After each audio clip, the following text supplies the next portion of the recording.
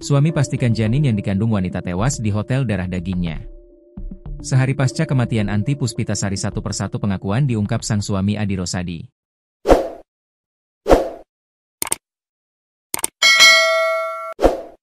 Adi Rosadi mengaku peristiwa yang menimpa sang istri terasa bagaikan mimpi. Ia masih tak percaya bahwa sang istri Anti Puspitasari akan pergi secepat ini. Anti Puspitasari ditemukan tewas di kamar 08 lantai 2 di sebuah hotel di Jalan Perintis Kemerdekaan, Kota Palembang, Sumatera Selatan, Sumsel, pada Sabtu, 11 Oktober 2025. Penemuan jasad korban ini pertama kali diketahui oleh karyawan hotel yang hendak memberitahukan kepada korban bahwa sudah masuk waktunya check out. Namun saat diketuk pintu kamar tak ada respon dari dalam. Singkat cerita, karyawan membuka pintu kamar hotel itu dengan menggunakan kunci cadangan. Saat dibuka, betapa terkejutnya karyawan hotel menemukan kondisi korban telah meninggal dunia. Saat ditemukan kondisi korban, tangannya terikat dan tertutup selimut. Jasad korban langsung dievakuasi oleh pihak kepolisian ke Rumah Sakit Bayangkara. Hasilnya diketahui korban yang tewas tengah hamil muda.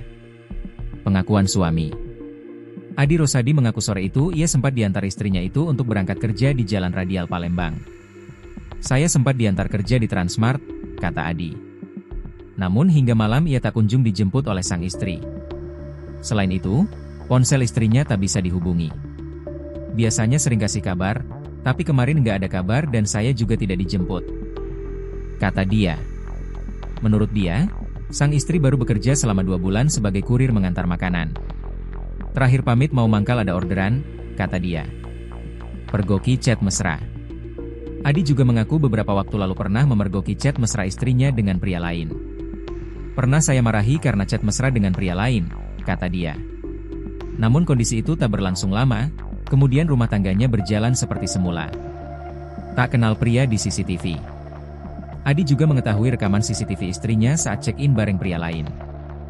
Namun ia mengaku tak mengenal pria tersebut. "Saya tidak kenal pria itu," kata dia. Soal kondisi istrinya yang tengah hamil, Adi mengakui bahwa janin yang ada di kandungan istrinya merupakan anaknya.